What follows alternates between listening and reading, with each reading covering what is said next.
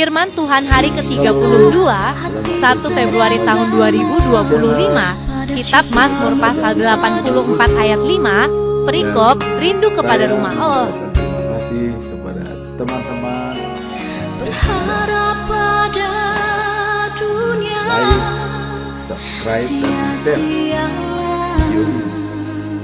Terutama teman-teman yang mengucapkan thanks atau terima kasih pada YouTube. Yesus ada jawaban. Kita mengucapkan terima kasih. Semoga channel ini tetap berkembang baik dan bisa tetap eksis dalam membahas dan belajar ayat harian dari Almanak HKBP dari 3 bacaan. Ayat hari ini, bacaan pagi, dan bacaan malam. Transformasi spiritual HKBP untuk menuju pada kehadiran Mas HKBP Indonesia dari 30% bisa mencapai sampai 75%. Ini adalah dan caranya adalah membuat transformasi spiritual melalui Alkitab atau dengan dicatat dalam Almanak HKBP selama 4 tahun. Firman Tuhan pada pagi hari ini di hari yang ke-32 yaitu diambil dari Mazmur pasal 84 ayat yang ke-5 dengan perikop rindu kepada rumah Allah. Sebagai nas saya menyampaikan dalam 3 versi bahasa Indonesia yang lazim kita baca, dan bahasa Indonesia sehari-hari, dan bahasa Batak Toba yang dipakai. Demikian. Berbahagialah orang-orang yang diam di rumah, yang terus-menerus memuji-muji Engkau. Bahasa Indonesia sehari-hari, berbahagialah orang yang mendapat kekuatan daripadamu dan yang berhasrat mengandalkan ziarah ke gunung Sion. Bahasa Batak Kelupari, tuanai akka namaringanan di jorong, akka natotong mangendehon puji-pujian Tuho. Ima sahatna. Itulah firman Tuhan pada hari ini. Nah, kemudian dalam bacaan pagi diambil dari kitab Yosua pasal 22 ayat 1 sampai dengan yang ke-8. Suku-suku di wilayah timur disuruh kembali ke wilayahnya. Kalau kita lihat, merupakan cuplikan atau ringkasan dari perikop ini, bahwa suku-suku yang dikatakan suku Ruben, Gad, dan sebagian Manase, ya, dari wilayah timur, pada waktu itu mereka ikut mengantarkan suku-suku lain untuk merebut kota-kota di wilayah barat. Dan mereka sudah tinggal di wilayah timur sesuai dengan pembagian tanah yang diberikan oleh Musa. Dan keluarga mereka tinggal, yang perempuan tinggal di wilayah timur, dan mereka ikut berperang membantu temannya di wilayah barat. Nah, kemudian setelah mereka berhasil merebut tanah di wilayah barat dan dibagi kepada 7 suku-suku yang ada, mereka diperbolehkan kembali ke wilayah timur. Jadi mereka meninggalkan kotanya untuk berperang membantu saudara-saudaranya. Dan setelah itu baru Joshua ya memberikan kesempatan kepada mereka untuk kembali ke tanahnya. Dan ada pesan daripada Joshua kepada mereka. Dikatakan begini: jagalah agar kalian tetap mentaati hukum yang diperintahkan Musa kepadamu, yaitu kasihanilah Tuhan Allahmu, ikutilah kemauannya, taatilah perintah-perintahnya, setialah kepadanya dengan sepenuh hati dan sepenuh jiwamu. Itulah pesan daripada Joshua untuk memberangkatkan suku-suku yang sudah membantu teman-temannya di wilayah barat. Dan kemudian Joshua memberikan restunya dan melepaskan mereka kembali ke wilayahnya. Apa yang mau kita lihat dari perikop ini? Disinilah terjadi solidaritas yang tinggi, setia kawan. Coba. Jadi ini adalah antara seberang menyeberang sungai Jordan, sebelah timur dan sebelah barat menyeberangi sungai Jordan. Setelah mereka berhasil merebut tanah di wilayah barat, mereka kembali untuk bergabung dengan keluarganya di wilayah timur. Dan pesan dari Yosua tetap taat dan setia kepada Tuhan. Inilah kehebatan daripada bangsa Israel. Ya. Mereka tetap bersatu dimanapun mereka berada di belahan dunia ini. Tidak pernah mereka menghilangkan rasa persatuan dan solidaritas yang tinggi. Kita juga lihat seperti Mordekai waktu di kerajaan Babel, ya, bahwa ada rencana untuk membunuhnya, tetapi Esther sebagai pengganti Ratu Wasti, ya, istri daripada Ahasiweros, benar-benar berjuang dan mempersatukan semua bangsa Yahudi. Dan itulah yang dikatakan ada peringatan Purim, ya, yang ada di Yahudi, mengingat kebersamaan mereka setiap tanggal 14 sampai dengan 15 Desember, menjaga punahnya bangsa Yahudi di kerajaan Persia yang dipimpin oleh Ahasiweros. Jadi kesatuan dan persatuan bagi orang Yahudi itu sangat terlihat. Dan ini pun ada dicontoh oleh orang Batak. Coba kita lihat. Di orang Batak, kalau ada kematian, pernah ada di Cilegon, ada seorang mati. Padahal dia adalah tukang tambal ban. Coba. Tukang tambal ban meninggal. Tetapi seolah-olah mengantarkan seorang menteri. Mobil-mobil mewah, baris, dan semua orang, ribuan orang mengantar. Padahal dia hanya seorang tambal ban. Ini perlu dipertahankan pada orang Batak. Kesatuan dan persatuan. Jadi upasa Batak memang mengatakan Marsya minamina song lapan digaul, marsi tukul-tukulan song suha di robean. Artinya, ya, rukun dalam kebersamaan dan kokoh dalam persatuan. Inilah juga yang dilakukan oleh bangsa Israel. Setelah mereka sudah kebagian tanah di wilayah timur, sebenarnya mereka ngapain lagi gue ikut berperang? Biarkan aja, lo cari sendiri. Tidak perlu lagi ikut. Tapi diperintahkan oleh Joshua harus ikut berperang, membela teman-temannya yang belum kebagian tanah. Mereka sudah dapat tanah di wilayah timur, sudah dibagi tanahnya, sudah lengkap.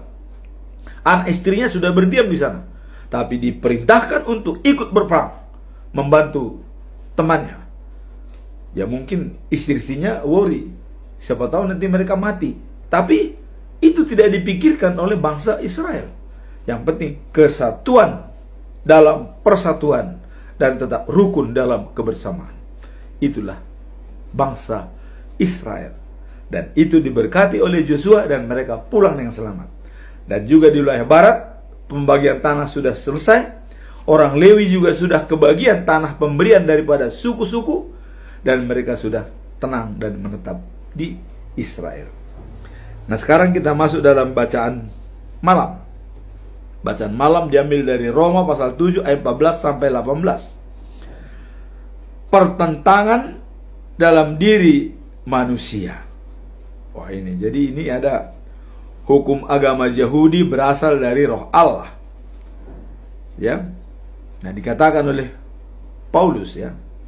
Saya manusia, ya, seorang hamba, ya, yang dijual jadi hamba dosa. Artinya dari sifat manusianya dia bisa menjadi hamba dosa.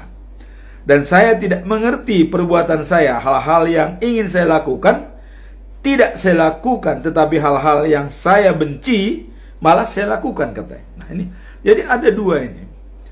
Kadang-kadang kita berpikir kita sudah tahu kalau itu dibenci oleh Allah. Hati nurani kita mengatakan jangan. Tapi selera dan nafsu, ambisi dan aspirasi, kesombongan dan kepura-puraan melebihi daripada hati nurani. Kita melakukannya. Padahal kita sudah tahu dalam hati nurani itu tidak benar. Tapi adanya selera dan nafsu, kesombongan dan kepura-puraan, aspirasi dan ambisi, kita lakukan. Inilah yang dikatakan dalam perikop ini, pertentangan dalam diri manusia antara hati nurani dan hawa nafsu. Nah, kalau saya melakukan itu yang bertentangan dengan keinginan saya, itu berarti saya mengakui hukum Yahudi itu. Jadi kalau dilakukan hal-hal yang bertentangan dengan dirinya, itu berarti sudah mengakui hukum Yahudi. Nah, sekarang mari kita lihat dalam perikop ini pertentangan dalam diri manusia antara melakukan hal-hal yang baik dan melakukan hal-hal yang tidak baik. Apa pesan moralnya? Dan apa maknanya? Mari kita lihat. Makna daripada perikop ini adalah terdapat gambaran tentang perjuangan manusia antara keinginan untuk berbuat baik, ya, tapi ada kekuatan dosa yang bekerja dalam diri manusia. Jadi kita sudah mempunyai keinginan untuk melakukan yang terbaik, tetapi ada power atau kekuatan yang bisa menggoyahkan keinginan itu. Itulah yang dikatakan selera dan hawa nafsu, kesombongan dan kepura-puraan, aspirasi dan ambisi. Kalau kita sudah punya ambisi dan menghalalkan segala cara, hati nurani itu bisa ditutupi oleh ketiga hal tersebut. Inilah yang perlu diwanti-wanti oleh Paulus agar tidak terjadi pada diri manusia. Karena saya sudah melakukan itu dengan sempurna, katanya. Kenapa dia melakukan sempurna? Padahal sebelum dia pengikut Kristus, dia adalah satu-satunya orang yang menerima surat untuk membantai pengikut-pengikut Yesus. Mau menganiaya. Tapi setelah dia ditangkap oleh Yesus waktu perjalanan menuju Damasik atau Damaskus, Yesus mengatakan, Saulus, Saulus, mengapa kau aniaya saya? Jadi kalau menganiaya pengikut-pengikut Yesus, itu sama dengan menganiaya Yesus. Jadi Yesus itu sampai sekarang masih hidup. Jadi bukan mati di kuburan seperti ya nabi-nabi lain mati di kubur sudah kerangka, sudah bau. Yesus tidak. Dia hidup saat ini. Maka kita juga meminta kepada orang yang hidup, bukan meminta kepada orang yang mati, ya. Dia hidup. Maka Yesus mengatakan, kenapa kau menganiaya saya? Padahal Yesus sudah tidak ada lagi di dunia. sudah berada di sorga. Tapi dia berkata dengan Paulus, "Mengapa kamu aniaya saya?" Katanya. Loh, siapa kau? Katanya Paulus. Paulus tidak kata, "Akulah Yesus yang kau aniaya itu." Jadi tetap ada kenyataan Yesus datang ke dunia bila diperlukan. Tapi jangan harap dia tidak datang sembarangan. Ya kalau bagi kita mungkin kita sudah kenal dia, mau ngapain lagi dia datang? Karena dia bilang, lebih penting satu domba daripada 99. Kalau domba yang satu ini keluar dari yang 99. Sedangkan yang 99 itu sudah pengikut Yesus. Dia nggak perlu penting lagi. Yang dipentingkan ini, yang satu yang hilang ini. Tidak boleh satu pun hilang. Nah, itulah dalam perikop ini bahwa apa makna perikop ini itu. Terdapat gambaran tentang perjuangan manusia. Jadi perjuangan manusia itu antara keinginan untuk berbuat baik. Tetapi ada kekuatan dosa yang bekerja dalam diri manusia. Jadi ditutupi oleh belenggu-belenggu itu. Dulu kita pernah lihat ada buku roha ya. Kita lihat pancaran dari dalam Yesus. Tapi di sekelilingnya ada belenggu-belenggu yang seperti buso, kejahatan, rimas, marah, dilengkapi itu. Dan apabila God spot itu ditutupi oleh belenggu-belenggu itu, dia tidak akan muncul. Tetapi apabila God spot itu lebih menonjol dibanding daripada belenggu-belenggu yang mengelilinginya, itulah dikatakan dia teguh dalam iman dan bisa sempurna. Apa pesan moral dari perikop ini? Mari kita lihat. Pesan moralnya adalah bahwa manusia meskipun menentukan niat baik. Jadi manusia meskipun dia sudah menentukan niat baik, itu seringkali gagal karena kekuatan dosa yang ada dalam diri mereka. Dan mereka perlu pertolongan Tuhan. Ini pesan moralnya. Jadi kita manusia yang lemah membutuhkan pertolongan Tuhan anytime. Setiap saat ya. Membutuhkan pertolongan Tuhan. Jangan pernah melupakan Tuhan dalam situasi apapun. Inilah pesan moral dari perikop ini dalam pertentangan dalam diri manusia. Dan saat kita kosong, kita berdoa. Di saat kita sudah merasa baik, kita mengucap syukur. Itulah kedua bacaan pagi dan bacaan malam. Sekarang kita masuk dalam perikop hari ini. Nah, sebelum kita masuk dalam perikop hari ini, kita melihat apa ayat yang ditentukan dalam Almanah HKBP dalam 1 bulan. Ini harus jelas kita tahu. Dan juga kepada semua pendeta-pendeta yang mau berkhotbah kemanapun di negara keseluruhan, ini harus dijelaskan apa ayat bulan ini. Tapi ini belum pernah satu pun pendeta untuk mengkhotbahkan apa ayat bulanan. Tidak ada. Setiap saya mendengar khotbah, belum pernah ada pendeta yang berkhotbah mengatakan bahwa ayat bulan ini adalah ini. Dan itu harus diminta setiap minggu kepada jemaat. Apa ayat bulan ini? Kalau mau transformasi spiritual, meningkatkan iman kita, dan supaya jemaat rajin datang ke gereja, tolong para pendeta yang berkhotbah tanyakan apa ayat bulan ini. Kemudian tanyakan apa CD mereka. Kemudian tanyakan apa ayat perkawinan mereka. Itu harus jelas. Karena itulah yang dipatrikan oleh Tuhan kepada kita. Ayat bulanan ini dimateraikan pada kita. Harus kita hafal. Bagaimana kita bisa belajar firman Tuhan kalau kita tidak tahu ayat 1 bulan? Ini harus dilakukan berulang-ulang oleh pendeta berkhotbah di gereja atau dimanapun. Setiap ada pertemuan untuk memberikan khotbah, saya anjurkan dan kepada Opueporus perintahkan kepada semua pendeta supaya menyampaikan ayat bulanan. Ini sangat krusial untuk membangun iman daripada semua jemaat. Kalau mau terjadi transformasi spiritual iman HKBP pada saat ini. Ini harus jelas. Dan bila perlu waktu khotbah di gereja ditanyakan, Apa ayat bulan hari ini? Siapa yang tahu? Supaya ada almanak kita cetak, tapi hanya berada di laci, tidak pernah dibuka, di lemari. Untuk membuka itu, tanyakan. Ayat bulanan itu harus jelas setiap pertemuan. Inilah dalam hal pertentangan dalam diri manusia antara baik dan buruk, itu harus jelas. God spot kita selalu di teman. Nah, sekarang ayat bulan ini, pedoman dalam bulan Februari, apa topik? Ya. Topiknya adalah mengandalkan Tuhan sebagai sumber kekuatan dan pengharapan dalam panggilan untuk mengasihi dan menjala manusia. Jadi panggilan dalam mengasihi dan menjala manusia artinya pemberitaan firman Tuhan.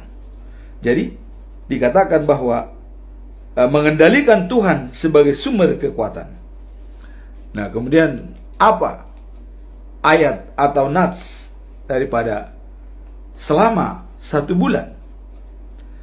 Dalam Mazmur 46 ayat 2 dijelaskan bahwa Allah itu bagi kita tempat perlindungan dan kekuatan, sebagai penolong dalam kesesakan. Itu sangat terbukti. Sangat terbukti. Ya. Dalam bahasa Indonesia sehari-hari dikatakan Allah perlindungan dan kekuatan kita. Ia selalu siap dan mampu menolong dalam kesesakan. Itulah dalam versi bahasa Indonesia sehari-hari. Nah, kemudian bahasa Batak Toba dikatakan begini, ya. Debatado haporusata dohot hagogo otta, pangurupi situtu dihagogotan akka namangonai tuhita. Itu bahasa Batak. Sekarang bahasa Batak Siganupari saya akan bacakan, ya. Debatado pangundian dohot hagogo on dihita, na totong rade mangurupi diganup hasusaan. Jadi sangat jelas. Debatado pangundian dihita, debatado pangundian dohot hagogoon, pangundian dohot hagogoon, na totong rade mangurupi diganup hasusaan. Setiap saat Tuhan selalu siap membantu kita. Nah, apa makna dan pesan moral daripada perikop ini? Mari kita lihat. Apa maknanya? Bahwa Allah itu bagi kita tempat perlindungan dan kekuatan, sebagai penolong dalam kesesakan, sangat terbukti. Apa maknanya ayat ini? Mari kita lihat. Makna yang perlu kita lihat dari perikop ini. Apapun terjadi di dunia ini, apapun terjadi di dunia ini, bumi berubah, gunung-gunung bergoncang di dalam laut, kita tidak takut. Jadi ada gunung-gunung di dalam laut. Kalau dia bergoncang, itulah yang namanya tsunami. Ya. Jadi di sini dikatakan, ya, apapun terjadi di dunia ini, bumi berubah, gunung-gunung bergoncang di dalam laut, kita tidak takut. Kenapa? Nah, sekarang kenapa kita tidak takut? Sudah bumi bergoncang. Karena adanya perlindungan dan keamanan yang kita miliki dari Tuhan. Meskipun di tengah, ya, kesulitan yang tidak menentu. Jadi dalam hal situasi yang tidak menentu, kita menghadapi kesulitan. Tetapi dikatakan ada perlindungan dan keamanan yang kita miliki dari Tuhan. Jadi sangat-sangat kuat. Itulah makna daripada perikop ini. Sekarang apa pesan moral dalam ayat bulan ini? Tadi dikatakan, jangan takut, ada perlindungan dan harapan dari Tuhan. Pesan moralnya adalah pentingnya memiliki iman yang teguh kepada Tuhan dalam situasi yang tidak menentu dan menghadapi tantangan yang sangat besar dalam hidup kita. Jadi tantangan yang besar, situasi yang tidak menentu. Dikatakan penting memiliki iman yang kuat. Jadi hanya iman yang bisa membantu kita dalam situasi yang sulit. Seperti tadi, dalam menghadapi tantangan, adanya dua hal dalam diri manusia: dosa atau kebaikan. Niat baik tapi dibelenggu oleh lingkungan. Maka di sini dikatakan pentingnya memiliki iman yang teguh kepada Tuhan dan menjalankan karakter Tuhan dalam situasi yang tidak menentu dan menghadapi tantangan yang besar dalam hidup kita. Jadi memiliki iman yang kuat, dan juga kita harus memiliki karakter Tuhan. Apa karakter Tuhan? Berulang-ulang saya katakan, karakter Tuhan adalah kasih. Itulah karakter Dia. Karena dalam 1 Yohanes pasal 4 ayat 8 dikatakan, ya, Allah itu kasih. Barang siapa tidak memiliki kasih, tidak mengenal Allah. Jadi jangan coba-coba saya mengenal Allah tapi tidak memiliki kasih. No. Atau ya, saya mengenal Allah tapi kita membenci orang. Benci sama dengan tidak mengenal Allah. Karena karakter Tuhan adalah kasih. Jadi di luar daripada itu, ya, apapun yang kau perbuat, kalau kau tidak memiliki kasih, kamu tidak mengenal Allah. Walaupun kau berbuat, ya, memberikan sumbangan, memberikan segala macam, tapi tidak memiliki kasih. Sumbangan itu hanya karena supaya dilihat orang, atau ria, atau mencoba menilai kekuatan. Oh, si A menyumbang begini, oh saya bisa lebih besar. Bukan karena kasih. Ya, coba lihat Yesus waktu di depan bait suci, dikatakan ada di sana orang yang memberikan juta rupiah, tapi ada memberikan 1 rimis. Dia mengatakan, lihat, persembahan orang itu, yang 1 rimis itulah yang benar, yang banyak itu tidak benar. Lah kenapa?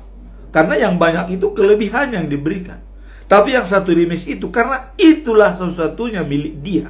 Dia tidak bisa lagi makan kalau itu tidak diberikan. Jadi itu diberikan, dia sudah habis. Tapi yang kaya itu diberikan hanya sisa-sisa tukaran uangnya, atau sisa-sisa main judi. Banyak itu dibawa ke persembahan. Itulah Yesus mengatakan ini lebih baik daripada orang itu. Nah, jadi sekarang pesan moralnya tadi, pentingnya memiliki iman yang teguh kepada Tuhan dan menjalankan karakter Tuhan. Karakter Tuhan adalah kasih. Selalu saya katakan. Nah, inilah pedoman kita selama bulan Februari yang akan tetap kita ulang-ulang setiap hari. Makna dan pesan moralnya harus selalu kita ulang.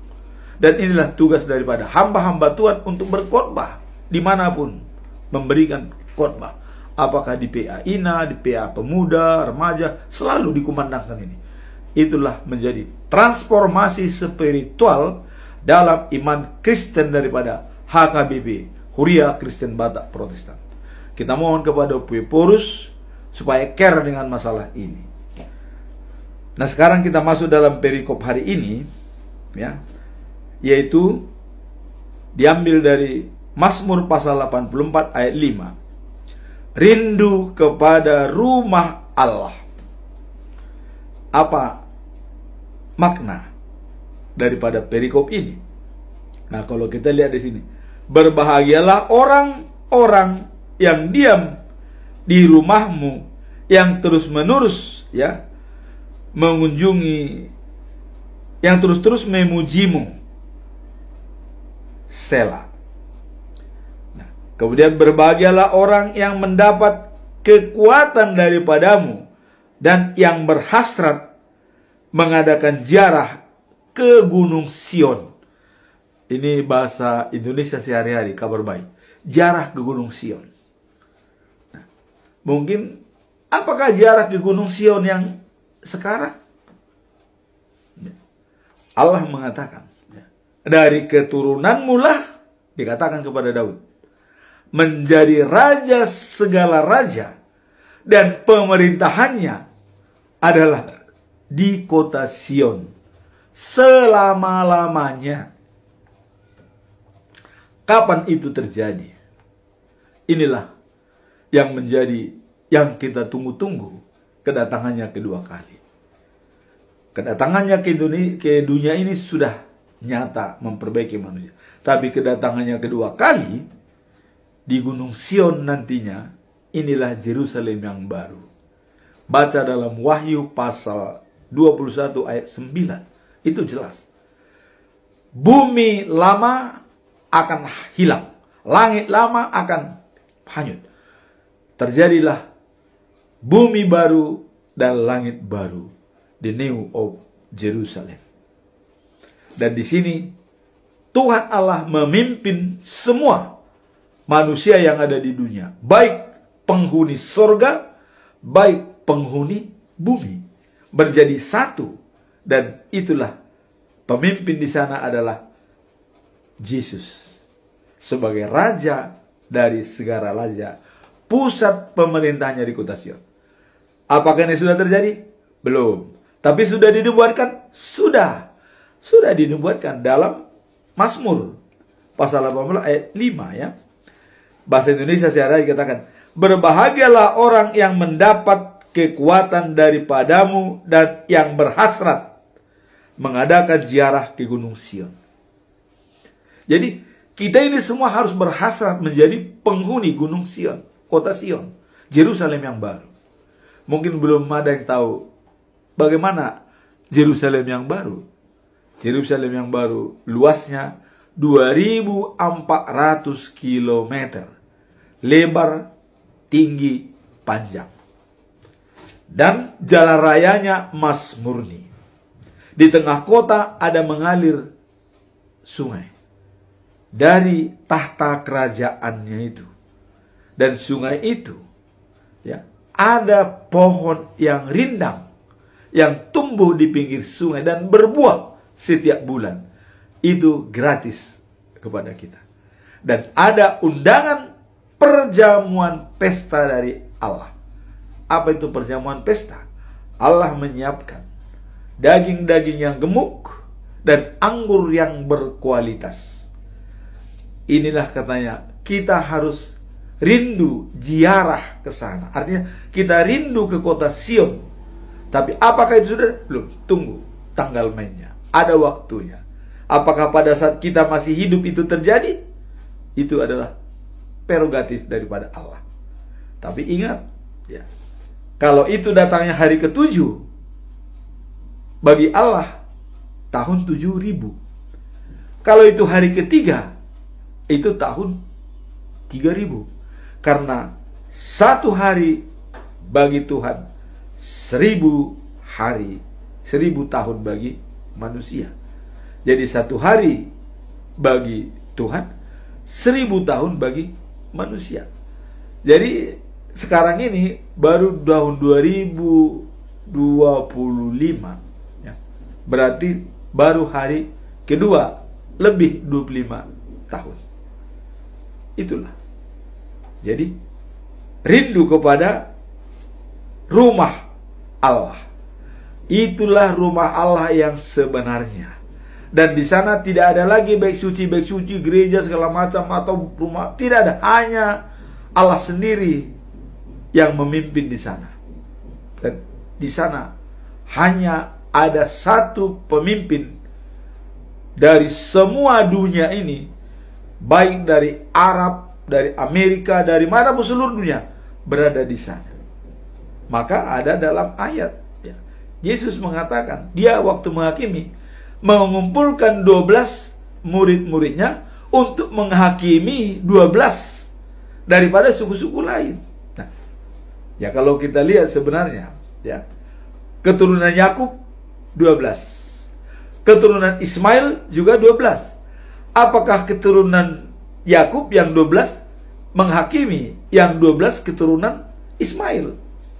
Kita tidak tahu, tapi dalam Alkitab sudah dikatakan. Dan Yesus akan mengumpulkan 12 suku untuk menghakimi 12 suku yang lainnya.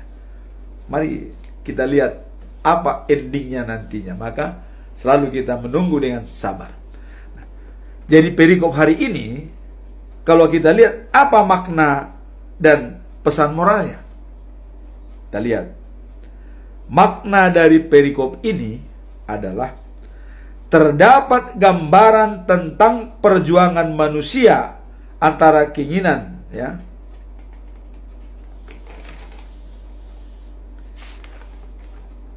dan berbuat baik, tapi ada kekuatan dosa yang bekerja dalam diri manusia.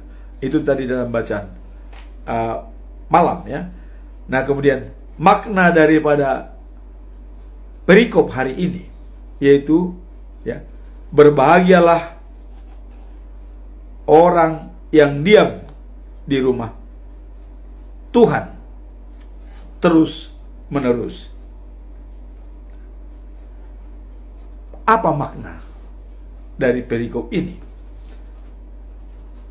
Dikatakan bahwa mengandalkan Tuhan, ya, kebahagiaan dan sukacita seperti datang ketika kita berpegang pada iman percaya, terutama dalam perjalanan hidup.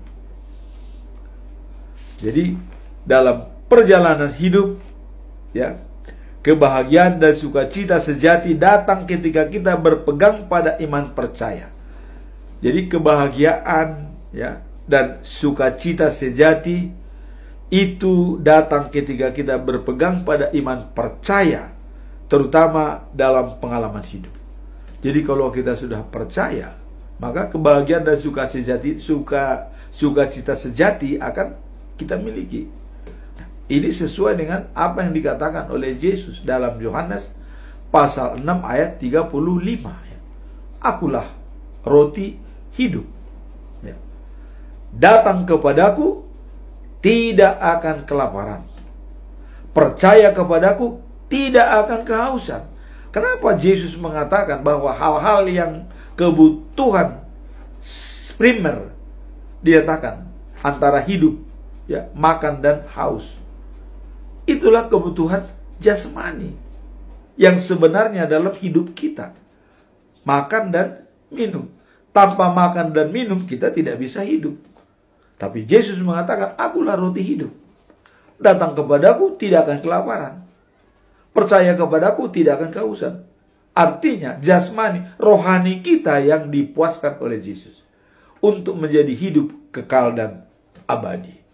Itulah makna daripada perikop ini, berpegang pada iman percaya, terutama dalam perjalanan hidup. Jadi hidup kita akan dikendalikan oleh Yesus untuk membawa kita dalam kehidupan yang kekal. Jadi maknanya adalah mengandalkan Tuhan. Kemudian kebahagiaan dan sukacita sejati datang ketika kita berpegang pada iman percaya. Nah, sekarang apa pesan moral dari perikop ini? Pesan moralnya adalah mendorong kita untuk mencari dan menemukan sukacita dalam hubungan yang intim dengan Tuhan. Jadi kita untuk mencari dan menemukan sukacita dan hubungan yang intim dengan Tuhan, yang menjadi sumber kehidupan dan kedamaian kita di tengah-tengah yang berat situasi pada saat ini. Inilah pesan moral daripada perikop ini, untuk mencari dan menemukan sukacita itu hanya ada dalam hubungan yang intim dengan Tuhan, menjadi sumber kehidupan kita. Jadi sebagai sumber kehidupan kita, untuk mencari dan menemukan sukacita harus berhubungan intim dengan Tuhan. Tanpa terhubung dengan Tuhan, maka sukacita dan kebahagiaan itu jauh dari kita. Itulah pesan moral dan makna perikop ini. Sekarang kita masuk dalam conclusion atau kesimpulan dari perikop ini. Saya tetap mengajukan 3 pertanyaan yang mendalam. agar kita dapat menguasai dan juga merefleksikan apa inti daripada perikop hari ini, bahwa kita selalu mengandalkan Tuhan. Dikatakan berbahagialah orang-orang yang diam di rumahmu, yang terus-menerus memuji-muji engkau. Selah. Dan kalau kita lihat pernyataan daripada Daud, apa pernyataan Daud? Daud mengatakan, ya, dalam Mazmur 23 ayat 6, kebajikan dan kemurahan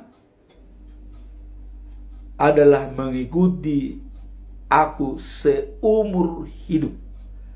Seumur hidup mengikuti Daud kebajikan dan kemurahan. Dan dikatakan, aku tinggal di rumah Tuhan sepanjang masa. Rumah Tuhan itu apa? Dirinya lah rumah Tuhan. Daud menyatakan dirinya rumah Tuhan. Sepanjang masa dia berada di rumah Tuhan. Artinya sepanjang masa hidupnya selalu memuji dan memuliakan Tuhan. Itu maksudnya, ya, bahwa dia berada di rumah Tuhan. Nah, sekarang apa konklusi atau kesimpulan kalau kita rindu berdiam di rumah Tuhan? Saya mengajukan 3 pertanyaan. Pertanyaan pertama, apa arti sebenarnya dan dari kebahagiaan dalam konteks iman Kristen, dan bagaimana kita bisa mencapainya? Jadi apa sebenarnya, apa arti sebenarnya dari kebahagiaan dalam konteks iman Kristen, dan bagaimana mencari kebahagiaan itu? Ini pertanyaan pertama. Dan kita bisa jelaskan bahwa kebahagiaan dalam konteks iman Kristen seringkali dipahami sebagai kondisi batin. Jadi kondisi batin yang sering dipahami oleh iman Kristiani, bagian itu. Nah, jadi kondisi batin yang diperoleh melalui hubungan dekat dengan Tuhan. Jadi batin kita berhubungan dengan Tuhan, maka itu dikatakan adalah kebahagiaan yang bisa kita miliki. Nah, dalam Alkitab dihubungkan dengan ketaatan kepadanya dan berkat-berkat yang diterima melalui iman. Untuk mencapai kebahagiaan, kita harus mengandalkan iman. Jadi untuk bahagia itu, iman kita lah yang menentukan, yang berhubungan dengan hati nurani. Dalam Matius pasal 5 ayat 8, apa dikatakan di sini? Berbahagialah orang yang suci hatinya, karena mereka melihat Allah. Berbahagialah orang yang suci hatinya, karena mereka melihat Allah. Jadi kebahagiaan sejati datang dari hati yang bersih. Hati yang bersih diperoleh hubungan yang intim dengan Tuhan. Itulah jawaban. Apa arti sebenarnya kebahagiaan dalam konteks iman Kristen? Jawabannya adalah bahwa datang dari hati yang bersih, ya, diperoleh hubungan yang intim dengan Tuhan. Jadi dengan hati yang bersih, hubungan yang intim dengan Tuhan. Dalam Matius 5 ayat 8 dikatakan, berbahagialah orang yang suci hatinya, ya, karena mereka melihat Allah. Jadi orang yang suci hatinya, dia melihat Allah dalam hidupnya. Melihat Allah bukan berarti berhubungan langsung melihat sosok fisik, tidak. Melihat Allah apabila kita bisa membantu orang yang membutuhkan pertolongan. Karena Tuhan mengatakan, ya, bahwa napasali Jehovah do manang isi mardengan bahasa tuna paus, sama dengan memberikan pinjaman kepada Allah barang siapa mau membantu orang miskin. Itu kita sudah melihat Allah dan melakukan karakter Allah, yaitu kasih. Itulah jawaban dalam pertanyaan pertama. Pertanyaan kedua, ya. Bagaimana cara membangun kedekatan yang lebih dalam dengan Tuhan dalam setiap aspek kehidupan sehari-hari? Bagaimana cara membangun kedekatan supaya kita lebih dekat, ya, yang lebih dalam dengan Tuhan. Jadi membangun hubungan yang lebih dalam dengan Tuhan. Bagaimana cara? Ya, dalam kehidupan sehari-hari. Bagaimana cara kita supaya kita lebih, ya, mendalam hubungan dengan Tuhan? Nah, saya coba kita membahas membangun kekuatan dan dengan Tuhan adalah sebagai aspek kehidupan sehari-hari. Jadi membangun kedekatan dengan Tuhan sebagai aspek kehidupan sehari-hari. Jadi Tuhan mengatakan, kau jauh, aku jauh, kau dekat, aku dekat. Jadi bagaimana membangun kedekatan itu dalam aspek kehidupan sehari-hari, ya? Jadi itu sangat penting bagi setiap umat yang percaya. Jadi membangun hubungan, kedekatan dengan Tuhan sehari-hari, itu yang paling penting dalam kehidupan. Bagaimana caranya? Ya. Nah, hal ini dapat dicapai melakukan komitmen, ya, dalam beribadah, berdoa, ya, di manapun diberitakan firman Tuhan secara mendalam. Jadi caranya adalah, ya, melalui komitmen kita untuk beribadah, berdoa, dan memahami firman Tuhan secara mendalam.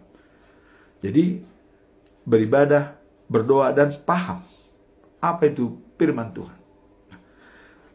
Maka saya katakan, selama ini banyak orang berkhotbah membuat jemaat tertawa dari awal sampai akhir, dibuat lucu-lucu.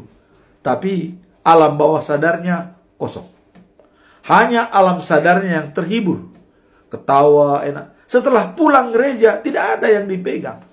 Karena hanya khotbahnya itu hanya untuk bikin orang tertawa.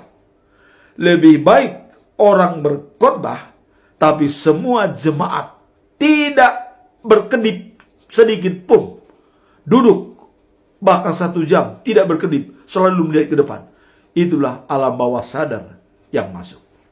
Kalau orang berkhotbah kita ketawa-ketawa, diberi khotbah ketawa lagi, itu alam bawah sadarnya kehausan. Itu hanya memuaskan alam sadar.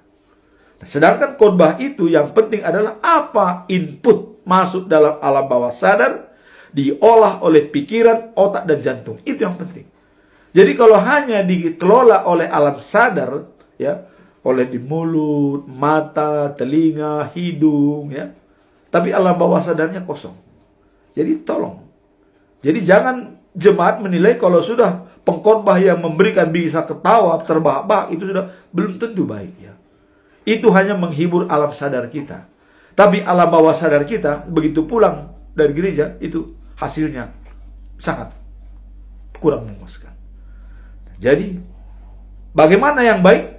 Padukan. Ada saatnya dia mendengar mulai dari sejak pertama saat dibayarkan, dia tidak berkedip sedikit pun. Nah, pengkhotbah kalau sudah melihat mereka sudah serius, bikinlah sekali-sekali lelucon, dia kembali rileks. Dan kembalikan lagi kepada semula, tidak berkedip sedikit pun untuk mendengarkan firman Tuhan. Itu yang benar. Dan itulah transformasi iman dan transformasi spiritual. Jadi sekarang ini yang perlu dikhotbahkan adalah alam bawah sadar yang perlu disuguhi dengan baik. Jangan hanya alam sadar kita yang puas. Karena alam sadar, kalau menurut Stephen Covey dalam Ice Break itu hanya 10%. Tapi alam bawah sadar kita itu adalah 90%. Dan disitulah karakter ditempa di alam bawah sadar. Alam sadar hanya melihat sepintas panca indera. Coba kita lihat kapal Titanic yang tenggelam itu karena melihat alam sadar sedikit kelihatan, tetapi di bawah ternyata besar sekali gunung es itu, sehingga kapal menabrak gunung es. Dia memikirkan yang kelihatan, tapi dia cobalah sekarang ini adakan transformasi khotbah alam bawah sadar jemaat yang harus dibina dengan baik. Kalau alam bawah sadar itu cukuplah sekedar pembukaan saja, tapi intinya alam bawah sadar yang harus dipuaskan. Nah, sekarang tadi bagaimana cara membangun kedekatan yang lebih dengan Tuhan dalam setiap aspek kehidupan. Nah, hal ini dapat dicapai melalui komitmen beribadah, berdoa, dan memahami firman Tuhan. Nah, dalam Mazmur 119 ayat 105 dikatakan ya, firman-Mu adalah pelita bagi langkahku dan terang bagi jalanku. Jadi firman-Mu adalah pelita bagi langkahku dan terang bagi jalanku. Ayat ini mengingatkan kita akan pentingnya firman Tuhan dalam kehidupan sehari-hari. Nah, Alkitab sebagai pedoman untuk mendapatkan arah dan bimbingan yang jelas dalam menghadapi beberapa sistem situasi ya, membangun kedekatan dengan Tuhan sangatlah penting. Jadi hanya Alkitablah. Kalau Martin Luther mengatakan sola gratia, keselamatan itu adalah anugerah. Sola fide, kita diselamatkan berdasarkan iman.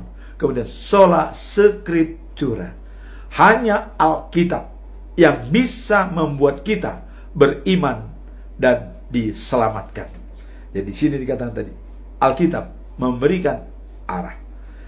Kemudian kita masuk dalam pertanyaan terakhir, yaitu yang ketiga adalah, apa saja tantangan yang sering menghalangi kita untuk menjadikan ya bahwa rumah Tuhan sebagai tempat peristirahatan ya, dan sumber kekuatan. Apa saja tantangan kalau rumah Tuhan peristirahatan?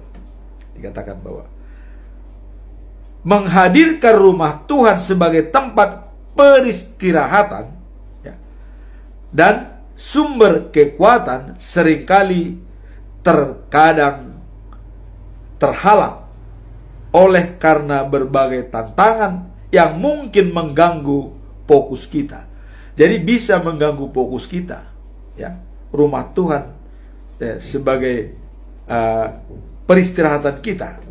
Nah, dalam ajaran Kristen, gereja seharusnya menjadi tempat ya acuan dalam penuh kasih, di mana kita dapat merasakan hadirat Tuhan yang saling mendukung dalam iman. Jadi keting terhalang, mungkin karena kita rekreasi, lebih penting rekreasi, terhalang. Dalam Ibrani pasal 10 ayat 24 sampai 25 dikatakan, dan hendaklah kita saling memperhatikan supaya kita saling mendorong dalam kasih dan dalam pekerjaan baik. Janganlah kita menjauhkan diri pertemuan-pertemuan ibadah kita seperti kebiasaan beberapa orang, tetapi de-encourage atau saling mendorong satu sama lain, dan semakin giat melakukannya menjelang hari Tuhan. Jadi ayat ini mengingatkan kita akan pentingnya menjaga ya kebersamaan dalam iman dan aktivitas ibadah. Kemudian tentang kesibukan yang sering menghalangi kita ke rumah Tuhan dan membuat kita terasing. Ini saya ada pengalaman. Ada yang bisa menghalangi kita ke rumah Tuhan. Kami waktu bekerja ya, dan itu setiap hari Minggu diadakan rekreasi ke puncak kemana. Dan saya putuskan saya tidak ikut rekreasi karena saya harus ke gereja. Wah, akhirnya manajemen bingung. Wah, kalau satu orang tidak ikut, padahal hak sama. Lah kalau dia tidak ikut bagaimana? Terus saya ditanya, apa syarat supaya Anda bisa ikut rekreasi? Saya bilang, setiap tempat rekreasi ada di sana tempat peribadatan atau gereja. Itu saya katakan. Akhirnya, waktu mereka survei dalam mencari rekreasi di puncak entah di mana, mereka harus menanyakan di mana gereja di sini dekat. Sehingga dengan demikian saya diajak rekreasi. Berangkat hari Sabtu, minggunya ke gereja.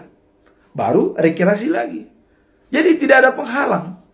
Tapi bagi orang ini penghalang. Diajak rekreasi Sabtu Minggu, tidak pergi ke gereja. Ya, saya menolak, tidak pergi rekreasi. Dan ditanya oleh manajemen, apa syarat bagi Anda untuk ikut rekreasi? Syarat bagi saya, cari di tempat rekreasi ada tempat peribadatan gereja. Apakah gereja Pentakosta atau gereja, yang penting bisa beribadah. Itulah dikatakan di sini. Perlu mencari peristirahatan sebagai rumah Tuhan. Jadi tidak menghalang bagi kita rekreasi kemanapun, tapi tetap cari gereja, tempat beribadah. Karena dalam Matius 6 ayat 33, carilah dahulu kerajaan Allah, baru ditambahkan sesuatu kepada kita. Itulah firman Tuhan pada hari ini yang bisa kita lihat dari 3 pertanyaan tadi. Dengan pertanyaan, apa saja tantangan yang sering menghalangi kita untuk menjalankan rumah Tuhan, untuk menjadikan rumah Tuhan sebagai tempat peristirahatan? Itu tadi, kebutuhan sehari-hari, lingkungan, situasi. Kita diajak rekreasi, itu enak. Siapa tidak enak? Atau rekreasi ke laut hari Minggu, enak. Tapi saat ini kalau punguan-punguan per 1 tahun, itu bona tahun, rekreasi ke pantai, tapi itu dibuka lebih dulu dengan ibadah. Jadi di sana bergereja, ya itu tidak masalah.